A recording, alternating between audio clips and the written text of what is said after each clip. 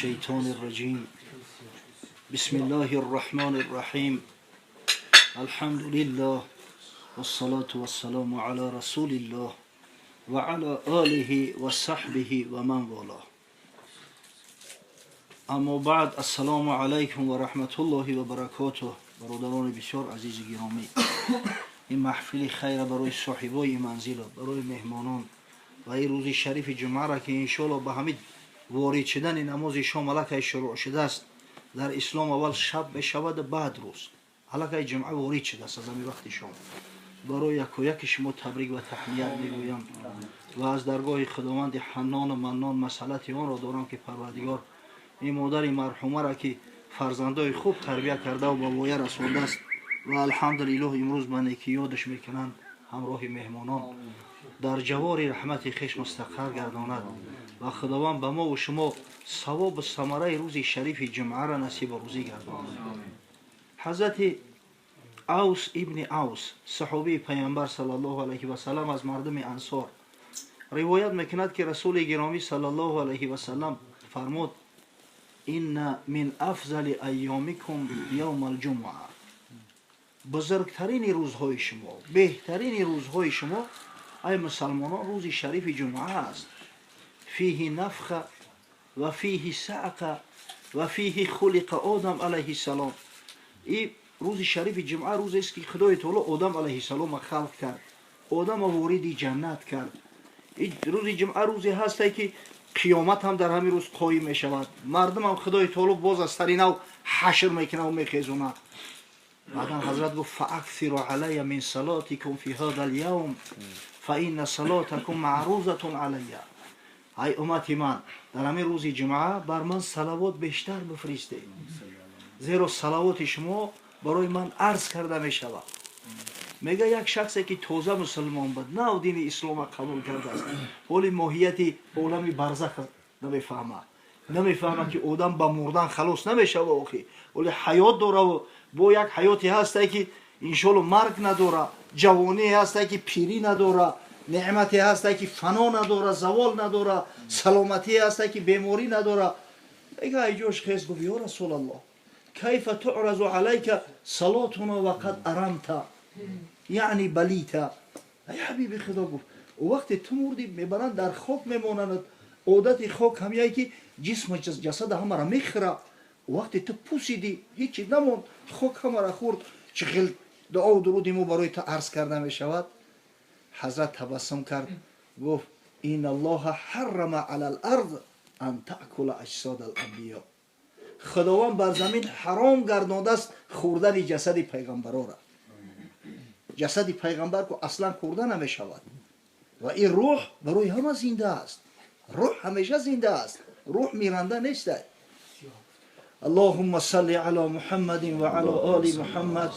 کما صلیت علی ابراهیم و علی آل ابراهیم انک حمید مجید. پروردگارا رحمت مغفرت کن، دعا و درود بفرست بر روح رسول الله صلی الله علیه و سلم، همچنانه که به حضرت ابراهیم و آل ابراهیم دعا و درود فرستاده بودی. همیشه کوشش کنه که صلوات بیشتر روی کنه، زیرا حضرت منتظر صلوات و درود ما است. واقعا به همین مجرد وارد شدن به همین خاندان فهمیدیم که اینجا خاندان مردم مسلمان و مردم با تقوا و مردم با عفت هستند و در این کار انشالله سهم اون مادری که امروز همراه ما نیست، در عالم برزخ است و عالم باقی را اختیار کرده است، خیلی بزرگ است. کما تدین و تدان، چه خیلی معامله کردی به تام خیلی معامله می شود. در تعلیم تربیت فرزند نقش بزرگترین نقش مادر است. خداوند رحمت و مغفرتش کنه. مسلمان باید طرز رفتار کنه، طرز عمل داشته باشه، طرز فرزند تربیت کنه، طرز مقصد مهمان قبول کنه که هر کسی ببینه بگه الحمدلله همین آدم مسلمانه. مشک آن است که خود ببوید، نه آن که عطار بگوید. آخه مشک حقیقی را ای بوش میفهمی، نه باشه با او فروشنده مانی و خانه سوخته ناس هم مشک گفته میفروشند. همین مسلمانی حقیقی را مسلمانی را میگن که همین رفتار و کردار شدیدی، عمل شدیدی، نشست برخاست شدیدی، طریق گذراندن محفل و معرکه شدیدی، بگوی الحمدلله همین آدم مسلمانه. اشتر و گاو و قچه در پیش راه، یافتندند در مسیر بند گیاه. حضرت مولوی روم قصه میکنه یک شتر یک گاو یک قشقور ای پودا بیراه شده بودند هر سهش همراه اومده است یک بند علف میآورد کسی علف بست است درزه کرده اسپید نکرده است به خونه شب ببره دام ادیر موندگی است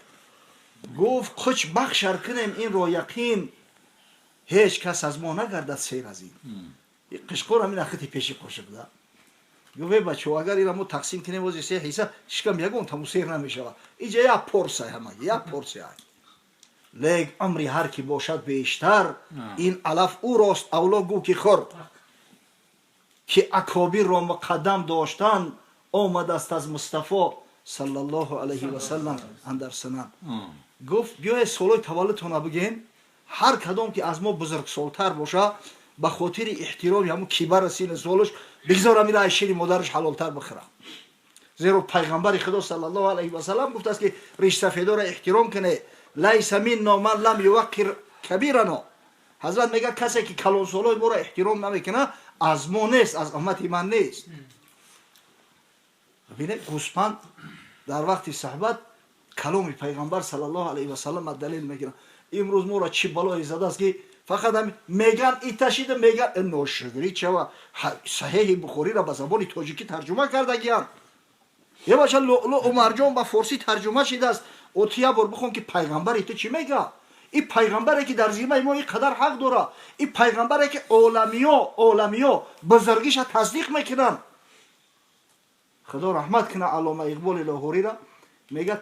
علوچی که بدم توصیه هم دادن برای انتخاب یک مکتب عالی در انگلیا استادا بگه گفتن که رفتی حتما همون اکسفورد برا اکسفورد بهتره در انگلیا دو مکتب بسیار عالی بزرگه تا امروزه از بهترین مکتب های عالی هم میدونم اکسفورد و کمبریج شخصی که همین مکتب های عالی را ختم میکنه اتوماتیک که میگن میلیونر میبروید علاقه بالای او جنگ فیرما جنگ جنجال قبول شو میکنن امکان نداره که کسی که دیپلم اکسفورد و کمبریج داشته باشه بی سواد باشه ایام این عصر والله علم شاید این عصر 18 ایسو یا بهترین مکتبای عالی دنیا ایسو میکنن اکسفورد اگه بهتره نموش بالاتر میگه اول اکسفورد اومد محمد اقبال لاهوری خب تماشا کردم بعد گفتم بیا برو اوشم ببینم قصد سپاریدن دکومنت ها را داشتم میگه گفتم بیا اوشم ببینم وقتی میگه یونیورسیته کمبریج اومدم یک زلی کلان داشت است میگه گفتن منتظر مدیر یه لحظه اگه صبر کن همینطور نگاه کردم که بزرگ مردها و ابرد مردهای تاریخ ناموش و هم در همون زال گیرد و بگیر نوشتگی های میگه دیدم محمد صلی الله علیه و سلم که اطلب العلم من المهد الى اللحد علم طلب کنید از گهواره تا لحد میگه به خاطر آنکه نام محمد صلی الله علیه و سلم اونجا نوشتگی بود من کمبریج انتخاب کردم وی پیغمبری بزرگی ما حق داره در زیممون چند بود بشکست احمد در جهان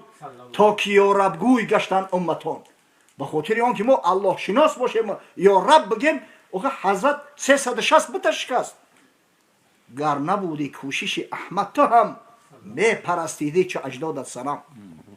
اگر کوشش غیرت محمد صلی الله علیه و سلم نمیشد ترا مثل ما اجدادت به پرست دم بیرون آتش پرست بموندی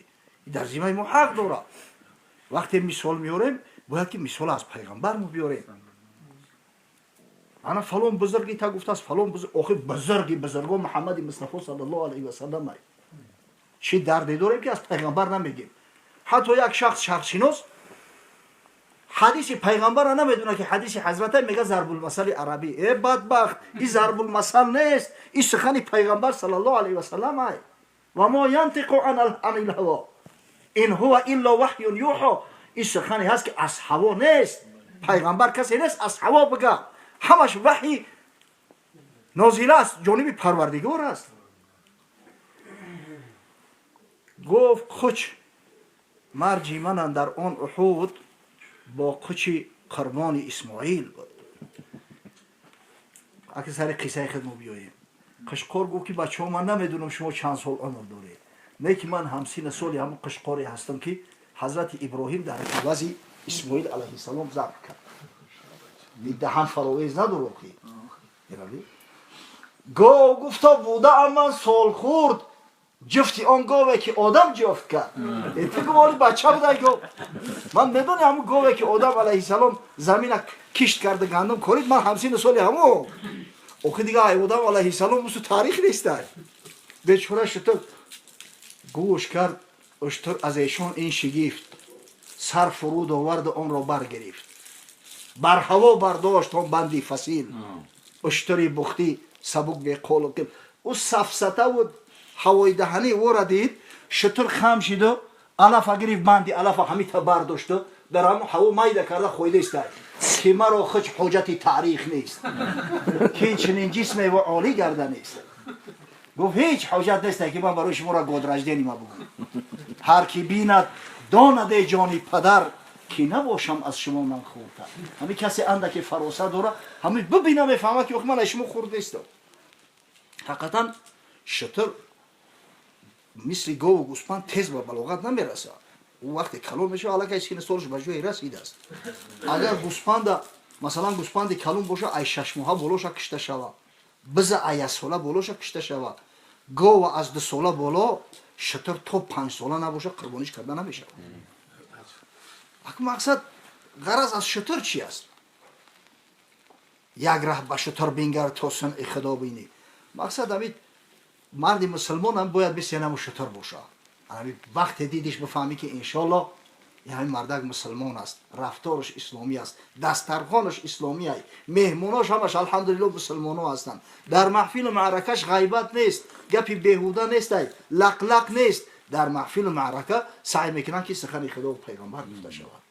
و انشالله در اینجا سهم او مادر به حد بزرگ است خدا رحمت و مغفرتش کنه الحال دامله ها اطراف همین حق پدر و مادر خاصتا مادر صحبت کردن واقعا اگر شب تا سحر که گپ زنیم به خدا از 1001 حصه همین حقی را که پدر و مادر خاصتا مادر در زیبای فرزند داره انجام دادن نمیتونه مرد نزد رسول خدا صلی الله علیه و سلم گفت یا رسول الله ما حق الوالدین علی ولدهما ای حبیبی خدا گفت همین حق پدر و مادر در زیمه فرزند شد چی است حضرت گفت هما جنتک او نارک این پدر و مادر برای تو یا جنت هستند یعنی که پروپوس جنت هستند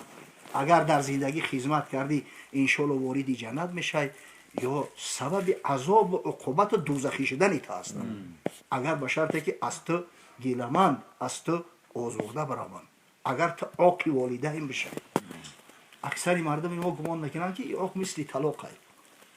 در صورت فرزند عاق میشه که همون پدر یا مادر بگن که عاقش کردم در صورتی که اگر همین کلمه عقوق از زبان عربی ترجمه کنیم به فارسی آزردن قلب میشه